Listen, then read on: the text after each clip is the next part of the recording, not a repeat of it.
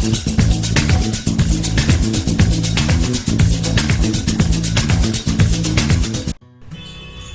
जय हिंद जय भारत। मैं मदन लाल आज़ाद, संयोजक संस्थापक all India bike board taxi union. आज दिनांक 6 अगस्त 2021 को आपके समक्ष प्रस्तुत हूँ कुछ जरूरी सूचनाएं आप तक पहुंचाने के लिए और जरूरी बातें आप सबसे करने के लिए। ध्यान से सुनेंगे दोस्तों, पूरा वीडियो सुनेंगे ताकि आप उन बातों को समझकर समय पर अपनी कानूनी कार्रवाई कर सकें, समय पर आंदोलन आरंभ कर सकें। और जब ये सब कुछ आप समय पर कर लेंगे तो समय पर ही आपकी जो मेहनत की डूबी हुई रकम है वो आप सबको वापस मिल जाएगी,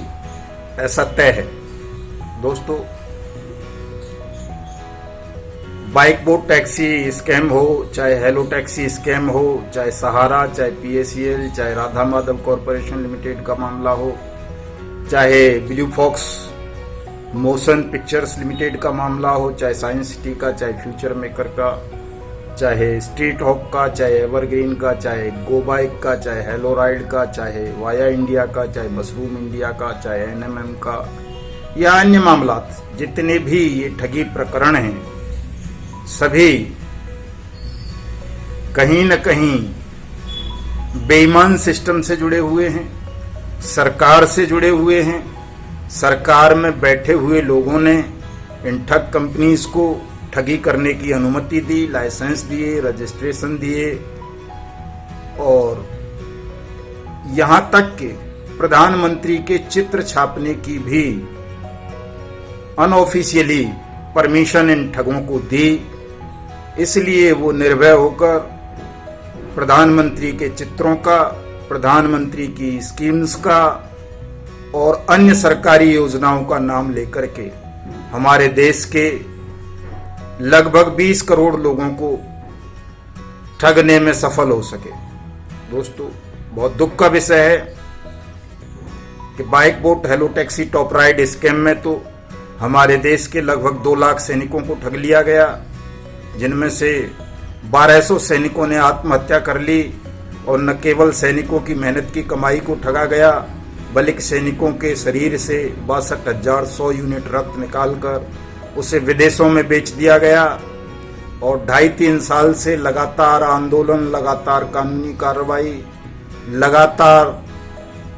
mail, speed post, tweet, Facebook post, WhatsApp, तमाम चीजों का इस्तेमाल करने के बावजूद भी जो भी वैधानिक तरीके हो सकते हैं उन तमाम तरीकों से मांग करने के पश्चात भी केंद्र सरकार ने हमारी bike boat hello taxi top ride scams की सीबीआई जांच करने की मांग को स्वीकार नहीं किया। ये बहुत दुख का विषय है दोस्तों। होनी चाहिए थी इन तमाम स्कैम्स की सीबीआई जांच और तमाम उन लोगों को जेल के सींचों के पीछे भेजा जाना चाहिए था जो सरकार और सरकारों में बैठे हुए हैं।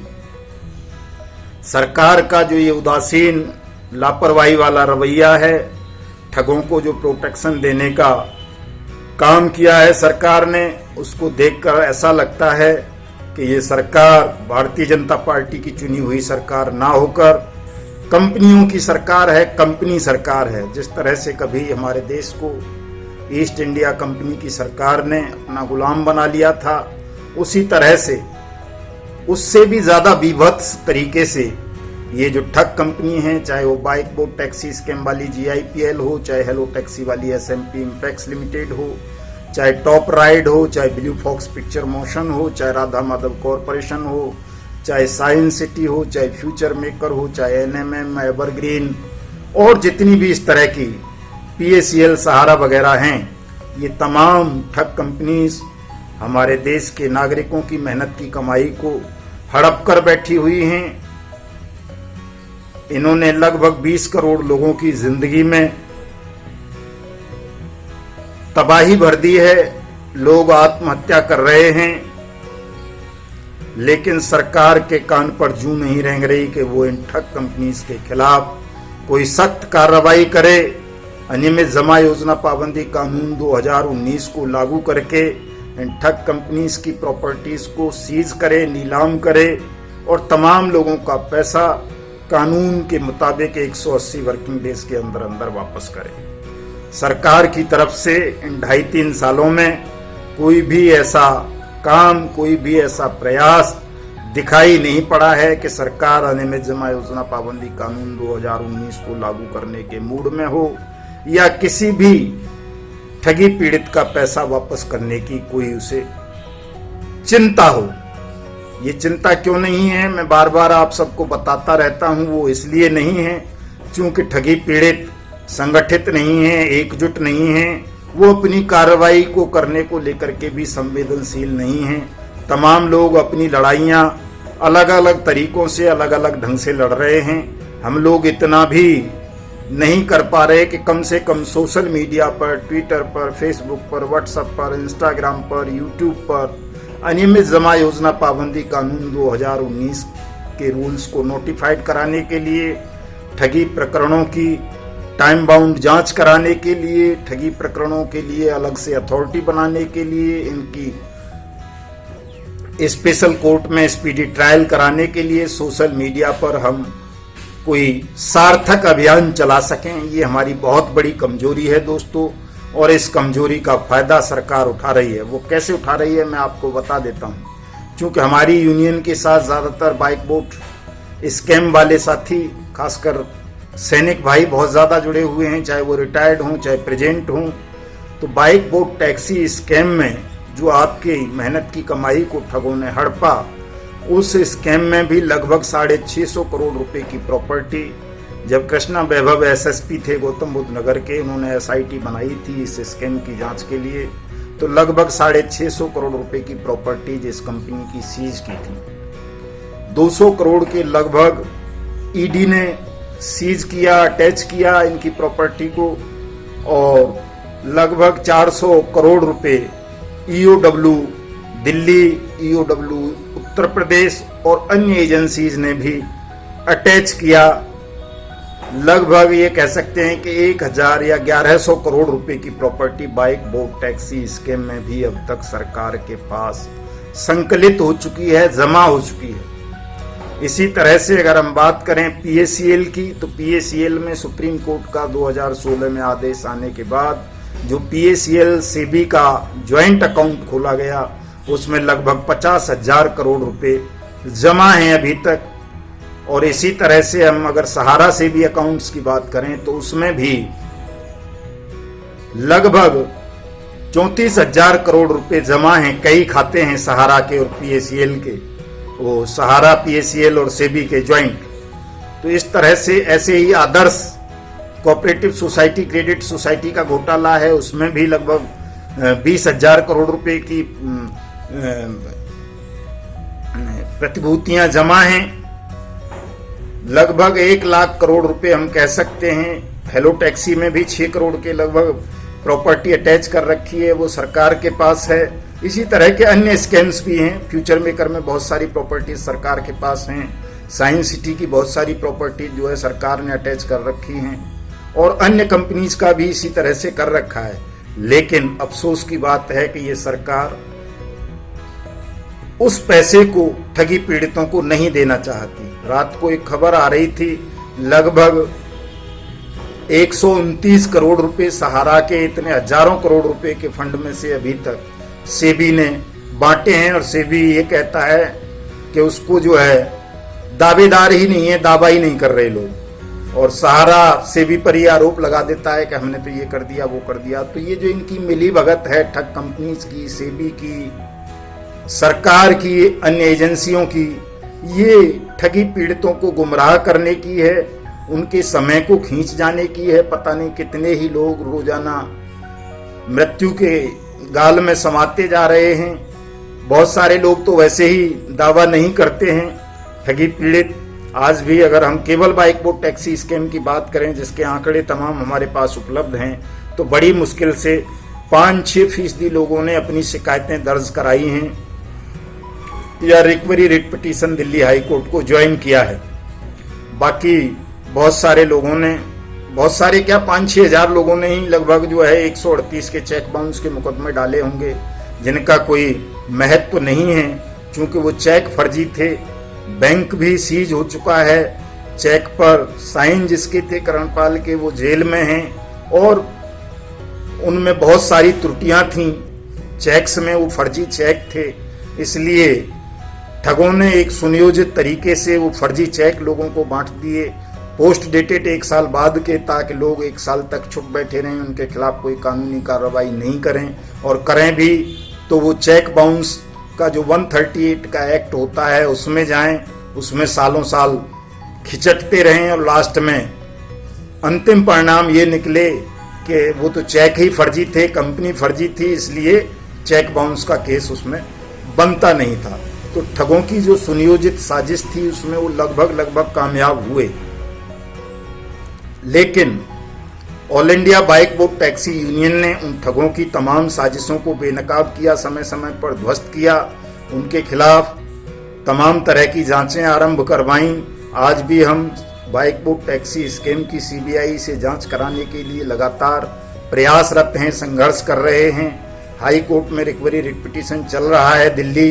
हाई कोर्ट में, जिस पर 17 सितंबर की सुनवाई होनी है, और हम सुप्रीम कोर्ट भी सीबीआई के लिए गए हैं, सीबीआई जांच के लिए, और इसमें हम एसआईटी टाइम बाउंड इन्वेस्टिगेशन और आपका स्पेशल कोर्ट स्पीडी ट्रायल की मांग भी कर रहे हैं। और साथ साथ जो सबसे बड़ी बात हम कर रहे हैं, हम अनियमित जमा योजना पाबंदी कानून 2019 को लागू करने की मांग कर रहे हैं, क्योंकि इस कानून के तहत सरकार को तमाम ठगी प्रकरणों की, चाहे वो पीएसीएल हो, सहारा हो, बाइक बोट हो, हेलो टैक्सी हो, राधा माधव हो, ब्लू फॉक्स हो, साइंस सिटी हो, फ्यूचर मेकर हो, एवरग्रीन हो, स्ट्रीट हॉक हो, वाया इंडिया हो, रामेल हो, प्रयाग हो, आदर्श हो, और आपका जितने भी ये इस तरह के ठगी प्रकरण हुए हैं उन सबके लिए स्पेशल कोर्ट्स का गठन करना होगा, स्पीडी ट्रायल कराना होगा, स्पेशल अथॉरिटीज बनानी होंगी, और वो स्पेशल अथॉरिटीज 180 वर्किंग डेज के अंदर अंदर तमाम ठगी पीड़ितों का पैसा वापस करेंगी। इस कानून में ये प्रावधान है, अनिवार्य प्रावधान है, लेकिन सरकार आपकी मत भिन्नता का, आपकी फूट का फायदा उठाकर इस कानून को लागू नहीं कर रही है। दोस्तों, 9 अगस्त को हमने पार्लियामेंट हाउस नई दिल्ली पर घेराव का प्रोग्राम रखा है, संसद घेराव का, सत्याग्रह का, और उसमें अनियमित जमा योजना पाबंदी कानून 2019 को लागू करने की मांग हमें जोर शोर से करनी है। मैं इस वीडियो संदेश के माध्यम से आप तमाम लोगों से 3 अपील करना चाहता हूं। दोस्तों, पहली अपील कि आप तमाम लोग 9 अगस्त 2021 को सुबह 11 बजे पार्लियामेंट हाउस जंतर मंतर पर आकर इस कार्यक्रम में भागीदारी निभाएंगे, ताकि सरकार आपकी मांग के अनुरूप अनियमित जमा योजना पाबंदी कानून 2019 को लागू करके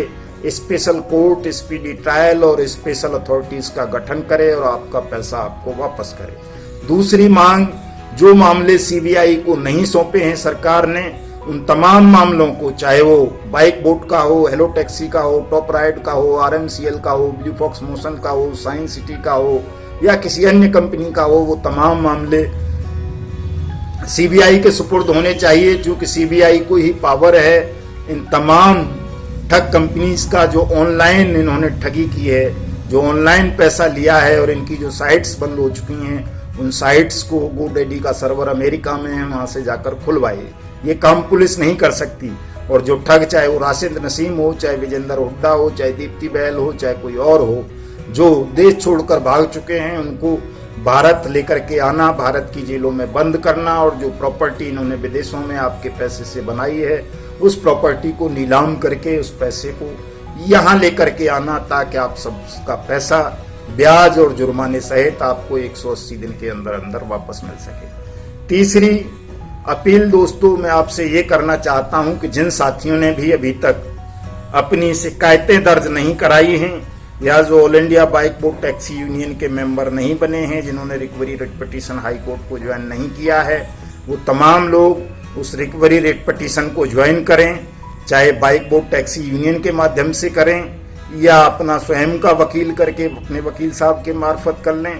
ताकि सरकार को, कोर्ट को पता चल सके कि आप कोई 10, 20, 5,000 लोग ठगी का शिकार नहीं है, बल्कि ये आपकी संख्या लाखों में है।